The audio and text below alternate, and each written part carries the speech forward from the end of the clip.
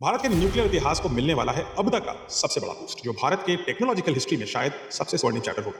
ये क्या होगा, इस वीडियो से हम जानेंगे। अंत तक जुड़े रहिएगा, पूरी बात समझाऊंगा, इसलिए पूरी वीडियो देखनी आवश्यक है। तमिलनाडु के कल्पकम में एक न्यूक्लियर प्लांट बना है जो एक बेहद अहम स्टेज तक पहुंच गया है, और इस स्टेज को हम बोलते हैं क्रिटिकलिटी। अब क्रिटिकलिटी सुनने में आपको लगेगा ये तो बड़ी चिंताजनक बात होनी चाहिए, मेरे सर पे तो क्वेश्चन मार्क होना चाहिए, बट ऐसा नहीं है, क्योंकि यहाँ क्रिटिकलिटी एक अच्छी खबर है। क्यों है बताते हैं, लेकिन पहले इस रिएक्टर को जान लो। ये रिएक्टर को डेवलप किया है Indira Gandhi centre for atomic research ने, जो डिपार्टमेंट ऑफ एटॉमिक एनर्जी के अंडर आता है, यानी भारत सरकार के अंडर आता है। पूरी टेक्नोलॉजी इंडियन है, इंडिजीनियस है, भारतीयों ने बनाई है, भारत की टेक्नोलॉजी है, भारत के पार्ट्स हैं। अब आते हैं क्रिटिकल। अब क्रिटिकल को तो मैं ऐसे बोल रहा हूं जैसे ये कोई खुशखबरी है, तो ऐसा क्यों? इसको समझें, इससे पहले समझते हैं कि एक न्यूक्लियर रिएक्टर में होता क्या है। ये न्यूक्लियर रिएक्टर में हेवी एटम्स रखे जाते हैं, जैसे यूरेनियम। अब यूरेनियम का जो वजन होता है वो लोहे से लगभग 4 गुना होता है, यानी अगर लोहे का इतना बड़ा टुकड़ा 1 किलो का है, तो यूरेनियम का इतना ही बड़ा टुकड़ा लगभग 5 किलो का हो सकता है। अब इतने भारी एटम का जो न्यूक्लियस होता है, यानी एटम के अंदर का जो हिस्सा होता है, वो अनस्टेबल होता है, क्योंकि वो बहुत ज्यादा भारी है। तो इतना भारी भरकम एटम अपने खुद के वजन को कैरी करने में असमर्थ होने लगता है, और वो बन जाता है अनस्टेबल। यानी यूरेनियम का ये हेवी एटम टूटने की कगार पे होता है, और इस एटम के टूटने को प्रोसेस को हम बोलते हैं फिशन, यानी एटम टूट गया, उसका फिशन हो गया।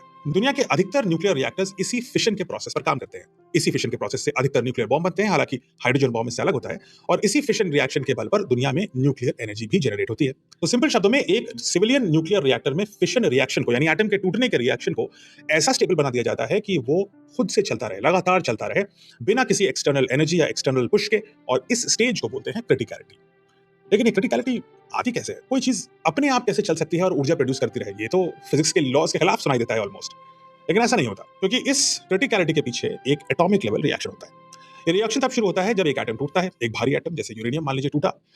टूटते समय वो दो छोटे एटम्स में तो टूट जाता है, लेकिन इस टूट की वजह से कुछ और चीजें बिखरती हैं। जैसे कांच का टुकड़ा गिरे तो दो बड़े टुकड़े गिरते हैं, लेकिन कुछ छोटे छोटे कण भी आपस में स्प्रे हो सकते हैं। और जो एटम टूटने के बाद चीजें निकलती हैं, उनमें दो छोटे एटम तो होते ही हैं, लेकिन 2 से 3 न्यूट्रॉन भी अलग से निकलते हैं। ये न्यूट्रॉन बहुत तेजी से मूव कर रहे होते हैं। इनमें इतनी काइनेटिक एनर्जी होती है, कोई भी चीज जो मूव करती है उसमें काइनेटिक एनर्जी होती है। इनमें इतनी एनर्जी होती है कि अगर ये दूसरे यूरेनियम के एटम से टकरा जाए, तो वो भी उस एटम को तोड़ देंगे। और जब वो एटम टूटेंगे तो और न्यूट्रॉन्स निकलेंगे, वो और एटम्स को तोड़ेंगे और न्यूट्रॉन्स निकलेंगे, यानी ये एक तरह का चेन रिएक्शन बन जाएगा।